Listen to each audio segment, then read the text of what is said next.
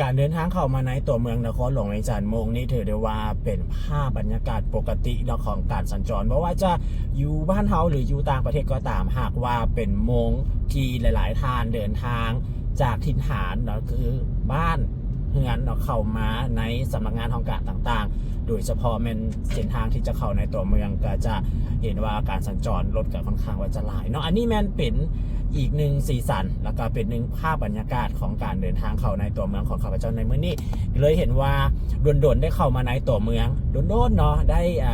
เห็นภาพบรรยากาศตอนเช้าแบบนี้ก็เลยเก็บภาพบรรยากาศเรานี่ให้ทุกท่านได้เห็นน้ำกันว่าปัจจุบันนี้เนาะในนครหลวงเวียงจันทน์เมืองที่เอิ้นว่าเป็นศูนย์กลางของการปกครองศูนย์กลางของประเทศมันเป็นแนวใดเนาะจุดที่ข้าพเจ้าขับรถอยู่นี่แมนเป็นถนนไกรสอนวงวิหารถนนเส้นลักเนาะถนนที่หลายๆทางจะนำไส้การเดินทางเข้าในตัวเมืองนับตั้งแต่เส้นทางเลขที่10เลขที่13ใต้แล้วก็เส้นทางต่างๆส่วนหลายผู้คนที่เดินทางเข้าในตัวเมืองก็จะมาตั้งแต่พุทธนาทุกทานอันนี้จะแมนเป็นถนนไกรสอนวงวิหารเด้อทุกทานที่จะเข้าในตัวเมืองเนาะเส้นกลางนั้นจะแมนเป็นรถมี BRT เนาะแต่ว่าตอนเช้าจะสังเกตเห็นว่ามีรถทั่วไปเนาะเข้าไปแลนอยู่ในเส้นทางดังกล่าวปัจจุบันนี้การดำเนินเกี่ยวกับโครงการดังกล่าวแมนเพิ่นก็ถือได้ว่าอยู่ในช่วงของการทดลองการนำใส่ระบบเนาะโดยเฉพาะก็คือซีเมนเกี่ยวกับการแลนรถเมล์ BRT นี่เลยเนาะเพิ่นก็เริ่มมาตั้งแต่วันที่11แล้วทุกท่าน11พฤศจิกเนาะจนไปฮอดท้ายปี2025ก็คือเดือนธันวานั่นเองเนาะที่จะมาถึงแล้วตามที่ข้าพเจ้าได้ข้อมูลมาว่าต้นปี2026เนาะก็จะแมนเปิดนำไส้เนาะของระบบนี้อย่างเต็มระบบนั่นเองเนาะทางด้านหน้านี่ก็คือจะแมนหน้าโรงเรียนเนาะปัจจุบันนี้ก็ถือได้ว่าเป็นในช่วงของหน้าหนาวเนาะของทางลาวเฮาโดยเฉพาะก็จะเห็นได้ว่าบรรยากาศในตอนเช้าอากาศเย็นได้ทุกท่านอยู่ที่นครหลวงเวียงจันทน์ที่ข้าพเจ้าสังเกตมาได้ในระยะอาทิตย์หนึ่งแล้วเนาะตอนเช้าอุณหภูมิอยู่ที่16-17องศาสวยขึ้นมาน้อยนึงมีแสงแดดก็จะอยู่ที่20องศานั่นเองและก็จะนอนอยู่ที่27องศาเนาะในตอนบ่ายตอนแรงก็จะลดลงมาอยู่ที่19องศานั่นเองเนาะจนฮอดเที่ยงคืนก็อยู่ที่16องศาเป็นประมาณแบบนี้เลยนะทุกท่านเป็น1อาทิตย์แล้วนะจากที่ข้าพเจ้าสังเกตอันนี้จะแมนอยู่แถวบ้านโพนพะเนาเนาะทุกท่านก็จะเห็นว่านี่เนาะบรรยากาศการเดินทางขาเข้าแล้วก็ขาขึ้นเนาะในตัวเมืองรถก็จะหลายจะแม่นเป็นขาขึ้นหลายกว่าเนาะปัจจุบันนี้เส้นทางในตัวเมืองเก้าเส้นทางกับในเขตพื้นที่ของเส้นทางของรถเมล์ BRT เนาะเพิ่นมีการปรับเปลี่ยนในเรื่องของการนำไส้เส้นทางใหม่เปลี่ยนในรูปแบบการเดินทางใหม่เนาะตอนหน้าไปท่านใดที่จะเดินทางเข้ามาในตัวเมืองก็ต้องได้สังเกตเบิ่งตื่มเนอะในการนำไส้เส้นทางโดยเฉพาะแมนเส้นทางเรียบแคมป์ของเนาะปัจจุบันนี้เพิ่นกำลังแต้มเส้นแบ่งทางอยู่แล้วก็กำลังติดตั้งอย่างต่างๆอยู่เนาะปัจจุบันนี้ทุกท่านตามแจ้งการของกระทรวงโยธาธิการและขนส่งเนาะตามแจ้งการของภาคส่วนที่เกี่ยวข้องเนาะเพิ่นก็บ่ได้อนุญาตเนาะให้รถสาธารณะหรือรถทั่วไปเนาะขึ้นไปหรือว่าเข้าไปนำไส้เส้นทางเนาะของรถ BRT เนาะแต่ว่าในตอนเช้าๆแบบนี้ที่ข้าพเจ้าหาก็ได้เดินทางเข้ามาในตัวเมืองอาทิตย์นี้เนาะเห็นว่ามีรถทั่วไปเนาะโดยเฉพาะกับแมนรถบุคคลนี่เลยเนาะเข้าไปแลนเนาะอยู่ในเส้นทางนี่ข้าพเจ้ากับก็ถือได้ว่าเพิ่นมีขอตกลงแล้วก็แจ้งการออกมาแล้วเนาะว่าเอาบอกอนุญาตเนาะให้เข้าไปนำไส้เนาะแต่เขาก็ยังพบเห็นอยู่หลายเลยนะทุกท่านเนาะยาวเลยนะยาวเลยอันนี้จะเพิ่นมาล้อถ่าขึ้นรถก็จะออกไว15นาทีออกแต่เขาก็ยังพบเห็นว่ามีรถทั่วไปเนาะเข้าไปแลนก็พอเข้าใจคือกันเนาะว่าเป็นอย่างแน่นอนแล้วเนาะว่าต่างคนต่างใช้รถส่วนตัวเนาะแล้วก็เฮาสิให้เปรียบเทียบว่าแต่ก่อนมันบ่มีเส้นทาง BRT รถยังบ่ติดเจ้าอย่าลืมไปเนาะลืมนึกภาพไปว่าปัจจุบันนี้เนาะในแต่ละเดือนในแต่ละวันหั่นน่ะการจดทะเบียนเนาะของรถส่วนบุคคลบ่ว่าจะเป็นรถจักรหรือว่ารถใหญ่นี่มันเพิ่มขึ้นในแต่ละวันเนาะการนำไส้รถมันก็จะเพิ่มขึ้นเนาะ ก็เฮ็ดให้มันจะเป็นภาพปกตินะข้าพเจ้าว่าเขาจะเห็นว่าการสัญจรรถที่จะเพิ่มขึ้นเพราะว่ามันเป็นโมงที่ว่าต่างคนต่างออกมาพร้อมกันหั่นน่ะรถมันบ่ได้หากันมาติดในช่วงที่มีการก่อสร้างมีช่วงที่มีโครงการนี้เข้ามาก่อนหน้านี้เนาะรถมันก็ติดแบบนี้อยู่แล้วเนาะติดหนักกว่านี้ก็มีเนาะในบางวันแล้วก็บางช่วงเวลาเนาะอันนี้ก็คือจะแม่นเขาจะเห็นเนาะว่านี่มีรถเข้าไปแลนในเส้นทางเนาะของรถเมล์แต่ในตอนนี้ข้าพเจ้ายังบ่เห็นว่ามีรถเมล์ด่วนแลนก่ายเส้นทางนี้มาเนาะคนสังเกตพูนเนาะป้าย LED ใหญ่ๆทางด้านคอยพลเค็งพุ่นเนาะรถมันติดอยู่พุ่นได้ทุกคันเนาะติดไปจนฮอดไฟแดงทางจุดนั้นพุ่นเลยทุกคันเนี่ยข้าพเจ้าหากันยับได้ประมาณ20 เมตรเนาะไฟแดงก็ติดอีกเนาะเห็นกับเพราะว่าปัจจุบันนี้ตัว3แยกทางด้านหน้านี่นะที่จะออกไปใส่ห้องหมอห้อย5เนาะหรือว่าไปโรงเรียนสุสกะนะเพิ่นมาติดตั้งไฟอำนาจใหม่เด้ติดตั้งไฟจราจรใหม่นั่นเองเนาะเพราะว่าทุกเส้นทางที่เป็น3แยกแล้วก็4แยกเห็นว่าเพิ่นมีการติดตั้งไฟอำนาจนี่ใหม่เบิดเลยเนาะในขอบเขตพื้นที่ใจกลางตัวเมืองโดยเฉพาะก็แม่นผ่านจุดที่เอิ้นว่าแล้วของรถเมล์ BRT นี่เพิ่นจะติดตั้งใหม่เบิดเลยมาฮอดจุดนี้ในการสร้างเคิร์ฟเส้นทางแต้มเส้นสำเร็จไปแล้วเด้อทุกท่านเนาะตามที่เพิ่นได้ระบุเอาไว้ก็คือได้ว่า90 กว่า%แล้วเนาะสำหรับโครงการดังกล่าวนี่ปัจจุบันนี้ก็ดำเนินผ่านมาเป็น1 ปีเนาะในการดำเนินโครงการนี่เราจะเห็นไฟแดงอยู่พูนเลยทุกท่านเนาะรถติดอยู่พูนเลยจุดนี้จะมีไฟแดงอยู่2 จุดเพราะว่ามันจะมีทั้ง4 แยกครับ3 แยกเลยทุกทางใกล้ๆกันเลยทางด้านหน้านี่จะเป็น3 แยกเพิ่นมาติดใหม่ครับก็จะสังเกตเห็นว่ามันจะมีไฟอยู่3 จุดเนาะที่เห็นก็จะเมนว่ามี1จะแมนเป็นไฟที่ขึ้นตัวภาษาอังกฤษเนาะเขียนว่า BRT แล้วจุดหนึ่งเนาะเขาจะเห็นว่ามีไฟที่เป็นตัวนับเนาะวินาทีของไฟแดงแล้วก็ไฟเขียวไฟเหลืองนั่นเองอันนี้เพิ่นมาติดตั้งใหม่เนาะตัวเก่าจะยังด้านหน้านี่ยังไม่ได้ถอนออกเลยทุกท่านเดี๋ยวจะพาทุกท่านมาเบิ่งเนาะนี่เป็นประมาณนี้เลยนี่โมงตอนเช้าเนาะตอนนี้ก็ถือได้ว่า8 โมงยังแล้วทุกท่านเนาะก็ถือได้ว่าเป็นเรื่องธรรมดาเรื่องปกติเนาะสำหรับข้าพเจ้าว่าเห็นการสัญจรประมาณนี้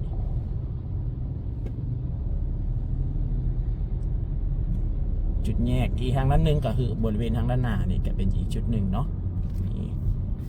จอ LED ที่เป็นป้ายโฆษณานี่จะมีอยู่2 จุดเนาะทางด้านใกล้ๆกับโรงเรียนหันแน่แล้วก็ทางนี้แน่อีกจุดหนึ่งแล้วก็อยู่ก่อนที่เขาจะฮอดสนามบินเข้าไปสนามบินมีอีกจุดหนึ่งอันนี้จะเป็นจุดแยกเนาะเรียกว่า3 แยกที่จะไปทางขวามิตรภาพลาวไทยเนาะแห่งที่1เวียงจันทน์หนองคายเขาก็เลี้ยวทางกำซ้ายหรือว่าไปส่วนกลางข้างลาวไอเต็กสิประมาณนี้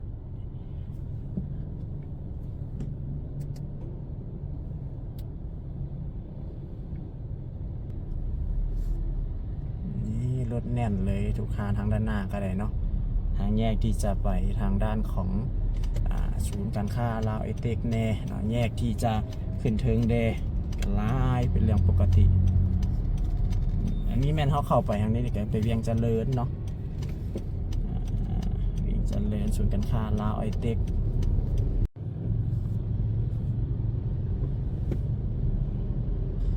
วิจากนี้ไปนี่ก็คือใช่ไหมเป็นถนนลานสร้างนะนี่ทุกท่านจนฮอดทำเนียบประธานประเทศพูดเลยถนนลานสร้างเนาะนี่เลยนี่เส้นทางเส้นนี้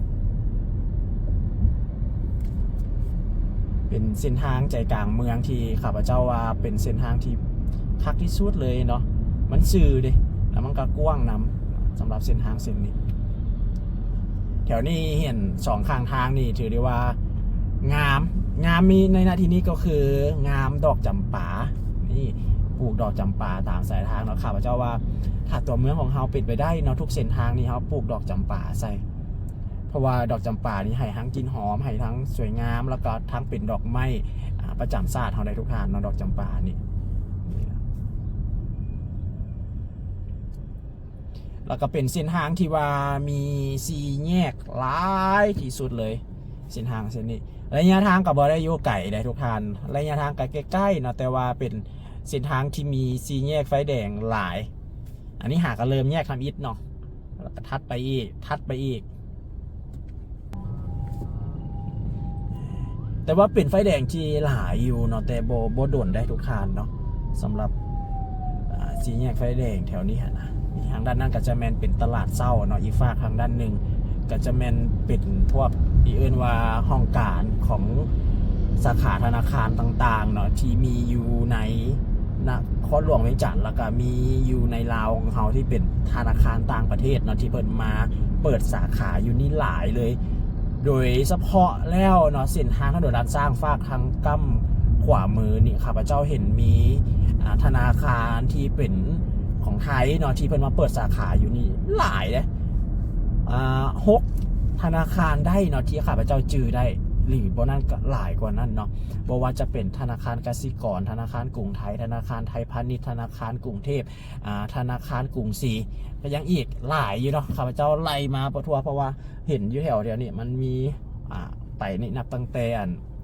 ส่วนของทางด้านโรงเรียนมส.เวียงจันทน์เนาะไปแล้วก็แยกที่เขาจะออกไปใช้สีหอบนั่นตอนนี้หันเป็น8:20 น.แล้วเนาะการสัญจรก็ถือว่ามันลงไปเพราะหลายๆทางที่เดินทางเข้ามามันก็จะฮอดจุดหมายปลายทางแล้วทางด้านหน้านั้นก็จะเป็นทำเนียบประธานประเทศหรือว่าหอคำนั่นเองเป็นประดับประดาถุงใส่งามๆนะเส้นทางเส้นนั้นถือว่าปัจจุบันนี้เพิ่นสร้างว่าทานซิดมอเนาะสถานีของรถเมล์นะงามเลยทุกท่านมีจุดหนึ่งเดียวทุกทานอยู่ในนครหลวงเวียงจันทน์ที่เป็นสี่แยกที่ว่าปกติเขาจะเห็นสี่แยกที่มันรถสามารถสวนไปมาได้เนาะแต่ว่าสี่แยกจุดนี้หันหลายแมนมันเป็นสี่แยกเส้นทางขึ้นแล้วก็ลงทางกั้มนั่นเนาะลงทางกั้มนั่นแต่ว่าเส้นทางฝากที่มาทางกั้มซ้ายมือหันหลายแมนขึ้นอย่างเดียวเนาะลงบ่ได้เนาะมันเป็นเส้นทางวันเวย์อันนี้เนี่ยน่าทำเนียบประธานประเทศแล้วติดตั้งไฟอำนาจใหม่เนาะใส่ไฟนับในเมื่อบดลที่ผ่านมานี่เนาะจะมีเจ้าหญิงไอโกะเนาะเพิ่นมาเยี่ยมยาม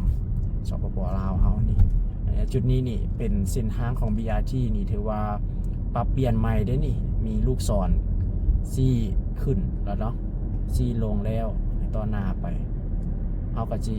ไปนำไส้เส้นทางอีกฝากทางกำด้านหนึ่งเนี่ยติดตั้งไฟอำนาจใส่ได้นี่ทุกท่านเพราะว่ารถเบียร์ที่มันจะเลี้ยวอยู่นี่ข้างคงข้างกับสถานทูตที่เอิ้นว่าสถานทูตลาวฝรั่งเนาะเขาจะสีเลี้ยวนี่รถเบียร์ที่มาจอดอยู่นี่เนาะหน้าโรงหมอนี่มาหาเป่าสาวแพทย์ก็ไปสนามกีฬาเนาะเพราะว่ามื้อนี้วันที่25เป็นมื้องานปิดงานกีฬามหกรรมแห่งชาติเนาะที่นครหลวงเวียงจันทน์ของเขาเป็นเจ้าภาพจัดงานณจุดนี้ปึ๊บมีเส้นทางเส้นนี้รอหน่อยนึงรอนี่บ่แม่นอีกเด้อนี่ปรับเปลี่ยนใหม่เบิดเลยเนาะเส้นทางแถวไหนนี่จากเส้นทางลงกับกลายเป็นเส้นทางขึ้นอีกแบบหนึ่งได้เลยสำหรับเส้นทางเส้นนี้ให้เลี้ยวทางกำซ้ายอย่างเดียวเนาะในปัจจุบันนี่เลี้ยวซ้ายอย่างเดียวเมื่อกี้นี้ข้าพเจ้าสิเลี้ยวลงตลาดเศร้าเนาะเขาก็ต้องได้มาโค้งไปได้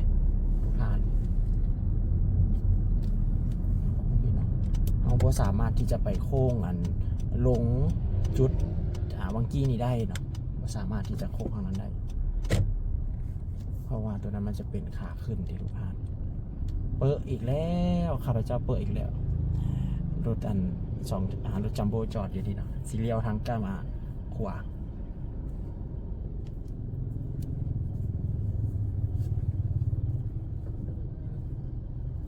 ไปบ่ได้เนาะตีไฟเลี้ยว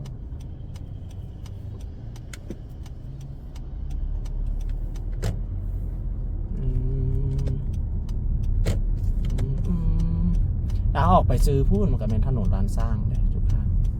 ออกไปนี่จะเป็นตลาดเช้านี้เพิ่งจะติดไฟอำนาจใส่แล้วแต่ก่อนมันบ่มีนี่ทางจุดนี้นี่แล้วของรถทั่วไปก็คือยูแคมเนาะเครื่องกลางก็จะเป็น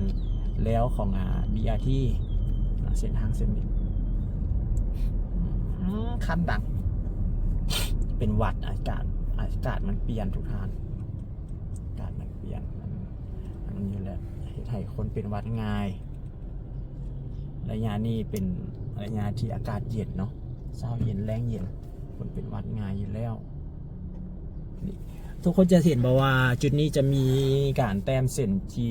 หลายเส้นเนาะทานอาจจะซับซ้อนทานอาจจะเข้าใจเนี่ยผู้ที่นำใช้รถตลอดก็จะเข้าใจเนาะเส้นสีเหลืองก็เป็นเส้นแล้วเฉพาะของรถ BRT เด้อทั้งสองด้านเลยครึ่งกลางก็จะเป็นเส้นแบ่งทางจุดนี้เพิ่นมีการขยายฟุตบาทออกไปเติมขยายจุดวงเวียนออกไปเติมเนาะเส้นสีฟ้าทางนั้นก็คือจะขอบเขตของรถ BRT แล้วเส้นทางเส้นนี้ทั้งสองข้างเลยมีแจ้งการออกมาแล้วเนาะห้ามให้รถทั่วไปหรือรถบุคคลเนาะมาจอดเรียบแคมออกแจ้งการแต่เดือนแล้วแต่ว่าปัจจุบันนี้เพิ่นก็ได้นำเอาแจ้งการมาติดมาปิ้นแล้วก็มาติดใส่แถวจุดนี้เนาะว่าบ่ให้จอดแล้วเนาะแต่เขาก็ยังพบเห็นอยู่เพราะว่าจากแต่ก่อนเราจะพบเห็นว่าจุดนี้หันกลายเป็นบ่อนจอดรถเนาะแล้วก็จะมีบริการต่างๆทางด้านนี้เพิ่นมาห้ามแล้วเด้อทุกท่านจุดนี้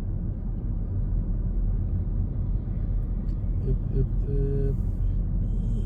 ทางด้านหน้านั่นก็จะเป็นแยกอันนี้เขาจะรีเทิร์นกลับบ่ได้นี่ทุกท่านต้องได้ไปรีเทิร์นอยู่ทางด้านหน้าปุ่นนะวงไฟปุ่นเขาจะรีเทิร์นกระสิบประมาณนี้เนาะทุกท่านบรรยากาศแล้วก็ซีซันในตอนเช้าเนาะข้าพเจ้าตั้งแต่7 โมงเนาะจนพอปัจจุบันนี้กับ8 โมง26 นาทีแล้วเนาะจะไปประเด็นในการจะเป็นประเด็น25 คลิปตัวนี้จะเป็น4 แยกไฟแดงธาตุหลวงไปซื้อกันมันสู่การค่าลาวไอเต็งเลยทุกท่านเนาะเดี๋ยวทางกำขวาก็จะเป็นนี่แหละข้างของธาตุหลวงวัดธาตุหลวงบ้านธาตุหลวงเลยทุกท่านเส้นทางกับครั้งที่จะเข้ามาในตัวเมืองก็หลายที่จะออกก็หลายเนาะเขาจะวิ่งได้นี่ทุกท่านเนาะวิ่งอันที่จะไปเส้นทางหลักมาเจอข้างด้านข้างอันนี้ก็จะเป็นธาตุหลวงสแควร์เนาะธาตุหลวงพลาซ่าทางด้านลุ่มเป็นธาตุหลวงสแควร์อันนี้เป็นธาตุหลวงพลาซ่ามากกินบรรยากาศตอนเช้าเด้อเขาจะเห็นว่ามันจะมีแบบห้างตามสายทางเนาะมันขายของกินซุกขายปิ้งขายข้าวเหนียวฮะนะมันแบบมันรู้สึกว่ามันเป็นแบบสไตล์ของทางลาวเขาฮะนะพาไปทางเหนือนี่มันจะมีอาหารของท้องถิ่นเนาะมากแบบทั้งหัวพันเสียงขวางโดยเฉพาะเมืองท่องเที่ยวเนาะเขาจะเห็นเมืองมรดกโลกก็คือหลวงพ่อบางเนาะมันจะมีอาหารแบบท้องถิ่นของเขาเจ้ามาขายอย่างเงี้ยนะไปหลายพื้นที่แล้วก็เจอกันเนาะอยู่ตอนเช้าอยู่ที่เวียงจันทน์นี่ก็จะมีห้านเขาขายข้าวจีปาเต้เนาะห้านปิ้งหมูแล้วก็ห้านอาหารจืดทอดนี่แหละทั่วไปเนาะทุกท่านเนาะตามสายทางเส้นทางต่างๆเกือบ8 โมงแล้วรถมันก็จะพรลงแน่นลุดลงไปเนี่ยก็ผู้ใดมาก่อนกับฮอดท้องการก่อนเนาะก็พรไป7 โมงหา9 โมงนี่เนาะเป็นโมงที่ว่ารถหลายเส้นทางเส้นนี้ก็ได้อันนี้มันข้าพเจ้าขับรถอยู่แถวบ้านธาตุหลวงในนิโรธานเนาะเรียบเอิ้นว่าเรียบกำแพงวัดธาตุหลวงแถวนี้ในช่วงของบุญธาตุหลวงเราก็จะเห็นเขาเจ้าขายเครื่องเนาะขายจัดงานสัตว์ปรุงดอกอาหารการอยู่การกินเต็มไปหมดเนาะระยะนี้ฮะแล้วมันอยู่ทางลาวเขานี่หลังจากเก็บเกี่ยวเขานะปีแล้วก็พากันเอาเข้าไม้เข้าหลามเด้ออาหารทางบ้านเฮานี่ข้าวหลามนี่ก็จะเป็นการทนุถนอมเข้าเนาะให้เขาได้กินหลายมื้อจังซี่นะเอาเข้าใส่บ้างแล้วก็เอาไปเผาให้มันสุกไปประมาณนี้นะโอ้ยบีบแก่อย่างนี้คอยไปเนาะคอยมั่วอะไรว่าเจ้าเฝ้าเขาก็ให้เกียรติกันอะไรกันอุ้ยเป็นประดับประดาวงเวียนนี่ใหม่นี่ทุกท่านวงเวียนนี่เนาะนี่เพื่อนเอาอย่างมาติดตั้งใส่แปลกๆเนาะเข้ามาแถวนี้ก็ได้เส้นทางเส้นนี้มีการแต้ม เส้นแบ่งทางใหม่เนี่ยเพราะว่าปกติแล้วขับรถอยู่ในเวียงจันทน์นี่คือที่ทุกคนรู้หั่นแหละเนาะว่าเขาบ่มาค่อยพบเห็นอันเส้นแบ่งทางเนาะอันนี้ข้าพเจ้าเว้าในความเป็นจริงเลยเห็นเส้นแบ่งทางอันนี้เพิ่นยังบ่ได้แต้มเส้นครึ่งกลางนี่เนาะอันนี้เป็นไฟแดงหนองบอนนี่นะทุกท่านนี่จุดนี้เนาะ8 โมงแล้วติด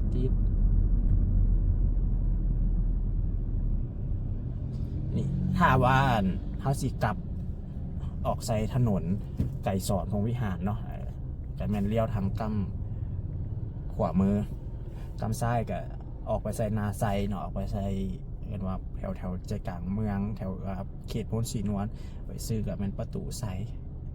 ออกตลาดเศร้าเนาะทุกท่านขอเส้นทางเส้นนั้น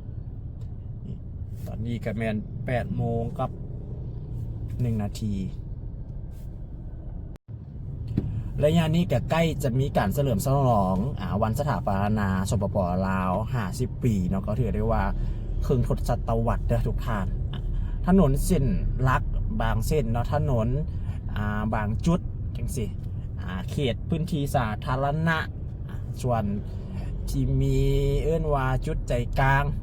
ประตูไซทัดหลวงอะไรต่างๆสิเนาะห้องการสำนักงานต่างๆก็เห็นได้ว่าเพื่อนนำเอาเป็นธงเนาะหรือว่าทุ้งเนาะสาบานเขาทุ้งเนาะทุ้งซาดแล้วก็ทุ้งผักเนาะมัดประดับประดาตามสายทางไปมันก็จะสร้างบรรยากาศอีกอย่างหนึ่งเนาะในการเฉลิมฉลองทางบ้านเฮาจังซี่เนาะพ้นมีการเดินสวนสนามในทุกท่านปีนี้ถือว่าจัดใหญ่เนาะวิดีโอพันมากะได้นำเสนอให้ทุกท่านได้เห็นการเกี่ยมเนาะแต่ก็ยังบ่ทันได้มีการเดินสนาม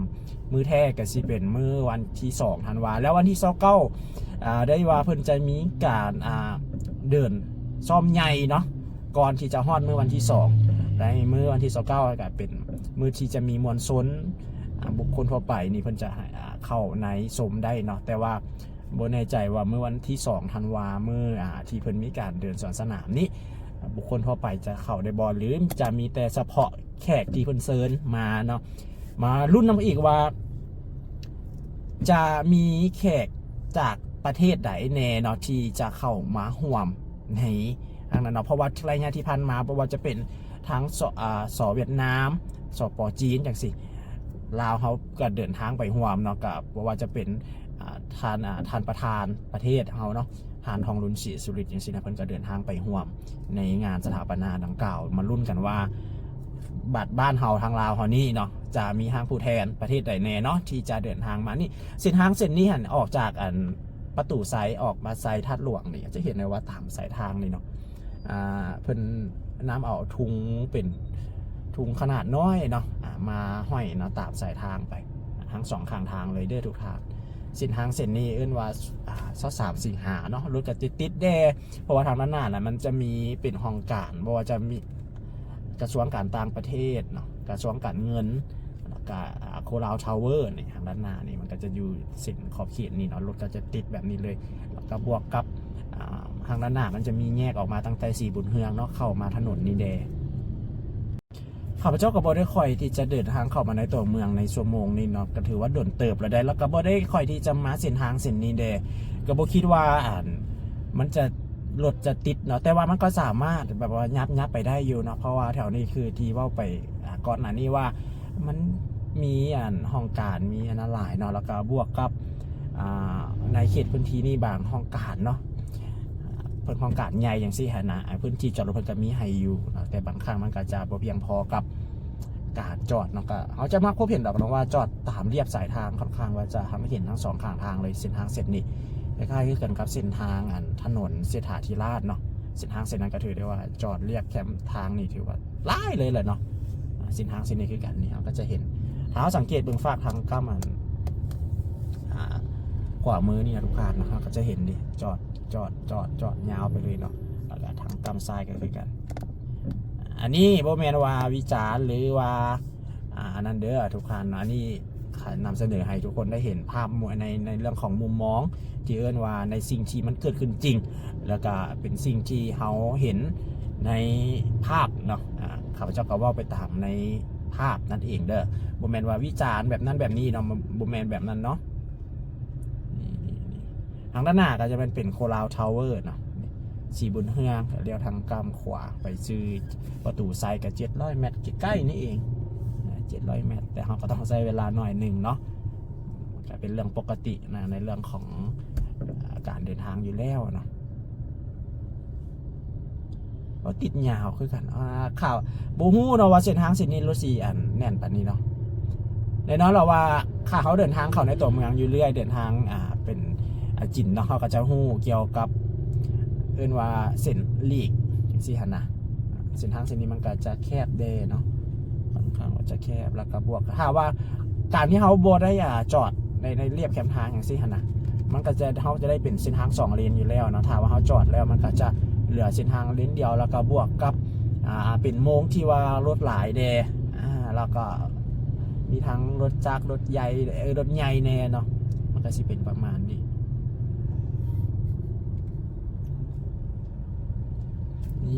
นี่โคราวทาวเวอร์เนาะทุกท่านอันนี้นะเป็นตึกของกลุ่มบริษัทโคราวโดยเฉพาะเลยคันว่าเรื่องของโคราวนี่เพิ่นถือได้ว่าธุรกิจหลายเลยทุกท่านนับตั้งแต่ตลาดมินิมาร์ทรวมไปถึงการนำเข้าสินค้าการนำเข้าบริษัทเกี่ยวกับรถใหญ่เนาะรถจักรหลายเลยเพิ่นเป็นกลุ่มของบริษัทเกาหลีเนาะที่มาเฮ็ดธุรกิจอยู่ลาวเขานี่ก็หลาย10 ปีแล้วเนาะข้าพเจ้าก็เป็นลูกหนี้เพิ่นอยู่ดีๆเนาะคันว่าเรื่องของโคราวก็ได้เป็นลูกหนี้รายหนึ่งของกลุ่มบริษัทเพิ่นข้าพเจ้าก็ได้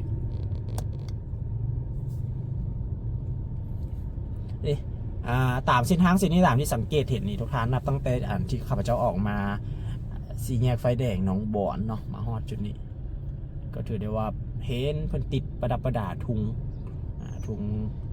ลาวทุงซาดหลงลืมตลอดเลยแบบนี้เนาะมันอาจจะเศร้าเย็นแน่ทุงซาดแล้วก็ทุงผักเนาะนี่ตึกใหญ่ๆแบบนี้เลยตึกของพวกเราทางด้านในเดินจอดรถกว้างๆเนาะเพิ่นก็จะมีเป็นสั้นบอลจอดรถเพิ่นนะทีนี้มันก็จะมีหลายๆห้องการหลายๆสำนักงานเลยอยู่ในท้องโคราวดิ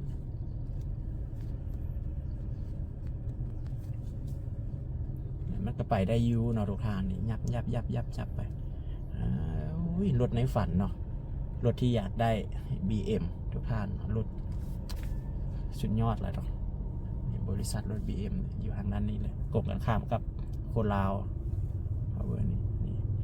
รถที่เป็นของโคราวที่มีขายอยู่ในเวียงจันทร์ก็จะมีเกียร์ฮุนไดเนาะอย่างก็ไดนาแฮนประมาณนี้ถ้าออกซื้อผิดก็ขอโทษเลยเขาจะจื้อประมาณนี้เนาะแต่ว่าปัจจุบันนี้พบเห็นก็จะมีเป็นฮุนไดแล้วก็จะมีเกียร์นี่ฝั่งทางนั้นก็ติดทางนั้นเขาก็ติดคือกันค่อยๆยับไปเพราะทางด้านหน้านี่มันเป็น3แยกเด้ทุกท่านถ้าวิทย์3แยกนี้ไปมันก็จะโล่งไปแล้วเนาะเส้นทางผู้ใดที่เดินทางประจำเนาะก็จะรู้ดีว่าจุดใดเป็นแบบใด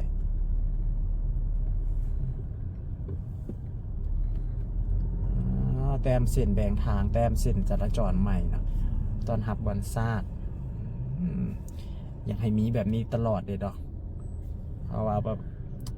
คือที่ทุกท่านเท่าไหร่เนาะเอาว่าในตามความเป็นจริงเนาะที่อยู่เห็นนั่นแหละเส้นทางบ่ว่าจะอยู่ในหรืออยู่ในเขตนอกเขาก็จะเห็นว่าเส้นแบ่งทางบ่ค่อยจะมีเห็นเนาะและอีกอย่างหนึ่งเรียบทางก็จะมีขี้เหงื่อมีหรือเฉพาะมันเป็นดินเนาะดินทรายดินอันนั้นจากตีนรถที่เข้าไปเนาะเขาก็จะเห็นออกมาบางกี้นี่เนาะจุดที่เอิ้นว่ารถติดหลายๆก็คือจะแม่นเป็นจุด3แยกที่จะออกมาจาก4บนเฮืองเนาะอันด้านนี้ก็เป็นกระทรวงการต่างประเทศทางนั้นก็สถานทูตเวียดเนาะประเทศเวียดสถานทูตประจำสปปลาวเฮาอันนี้โรงแรมสุพรรณตาถ้าว่าโรงแรมสุพรรณตานี่เขาก็จะเห็นเนาะมีหลายเด้โรงแรมของเพิ่นเนาะอยู่ในลาวเฮาก็จะอยู่หลวงพระบางนี่อยู่ใจกลางเลยโรงแรมสุพรรณตาโรงแรมดังเลยโรงแรมที่เรียกว่าสวยงามขนาดทุกท่านเนาะนี่มาจุดนี้แล้วเนี่ยจุดนี้ทางด้านหน้านะก็จะเป็นประตูไซได้ทุกท่านไฟแดงจุดนี้ นี่จุดเปลี่ยนเส้นทางเนาะ3 แยกจุดนี้ มันจะมีแยกออกไปใส่ถนนไก่สอนพงวิหารเนาะแล้วก็ถนนลานสร้างเลยถ้าเขาเข้าไปใส่วงเวียนก็เข้าไปประตูใส่แล้วมันก็จะออกว่าออกไปใส่ถนนลานสร้างเนาะนี่ทางจานแยกทางด้านหน้านี่ไฟเขียวไว้อยู่แล้วเนาะข้าวเดียวนี่ทุกทางจุดแยกนี่เนาะนี่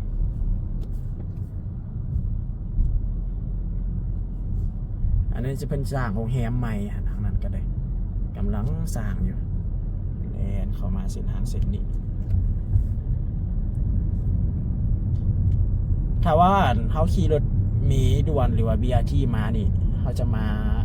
ลงอยู่นี่เนาะถ้าขาขึ้นนี่เด็กมันจะมีป้ายแล้วก็ถ้าเขาสิมาขึ้นมันก็จะมาขึ้นอยู่จุดนี้เลยอันนี้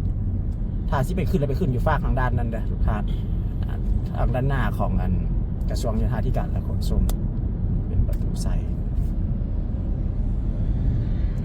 ภาพบรรยากาศ